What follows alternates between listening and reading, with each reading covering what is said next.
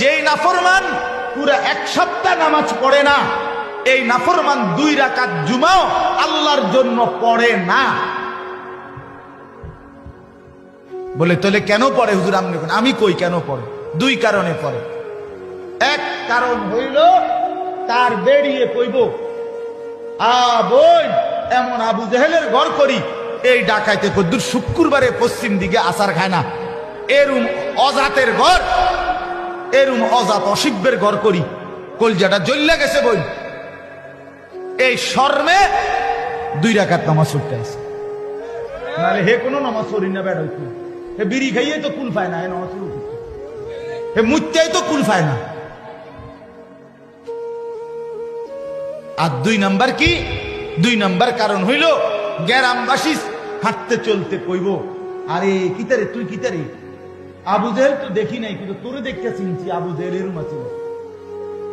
ইন্নারিল্লাহ, তুই তো কদ্দুর শুক্রবারেও মসজিদে আইস না, তোর মতো এই জিদারে আবু জেহেল রে, তোর লগে তো কোরবানিও দেওয়া যাইতো না, তোরে তো আমগো কবরস্থানও কি করন যাইতো না।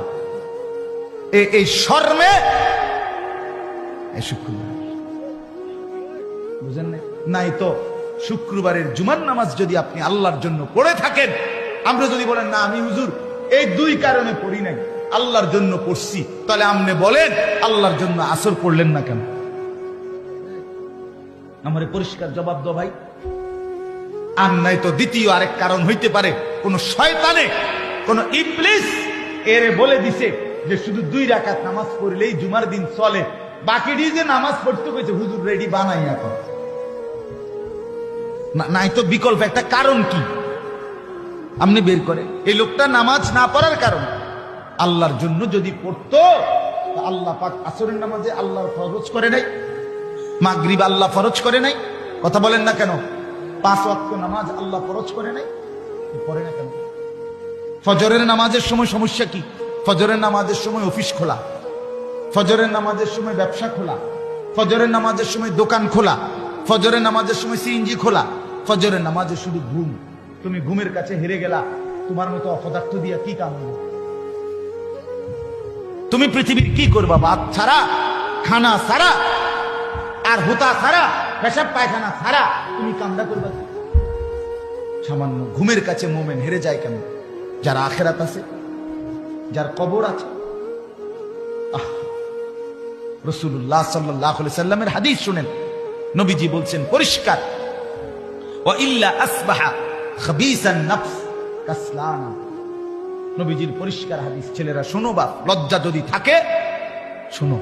তুমি যদি মুসলমান মায়ের দুধ খাইয়া থাকো, তুমি যদি এক মুসলমান বাবার ঘরে বড় হয়ে থাকো, তোমারে মা দুধ খাওয়াইছে, সিনেমার নর্তকী তোমারে বড় করে নাই বেটা, সিনেমার নর্তকের কাছে জীবন দিয়া দিলা, ফুটবলের খেলোয়াড়, ক্রিকেট খেলোয়াড়ের কাছে নিজের শরীর, দেহ, যৌবন, নিজের দিমাগ দিয়া দিলা, ওই জানোয়ার তোমারে বড় করছে।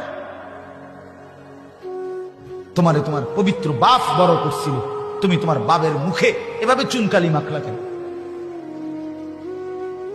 আল্লাহ রসুল বলেন যে ফজরের নামাজ পড়ে না, কসম, সরাসরি রসুলের হাদিস, যে ফজরের নামাজ পড়ে না, রসুল বলে খাবিসান নফস, এটা সরাসরি খবিশ, খবিশ, খবিশ। আল্লাহর কসম, রসুল বলছে এটা খবিশ, খবিশ। এটা চেহারা সুরত দেখো, এটা খবিশ, এটা শরীর দেখো, খবিশের মতো দুর্গন্ধ ফেসাবেন, মুত্তা ফানি লয় না, খবিশ এটা রসুল বলছে। আর হাদিসে ডাইরেক্ট আছে, নবীজি বাথরুমে ঢুকতে, পেশাব পায়খানায় ঢুকতে খবিশ থেকে পানাহ চাইতেন। ঠিক কিনা কোন? বাথরুমে ঢুকার দোয়া না এটা? আল্লাহ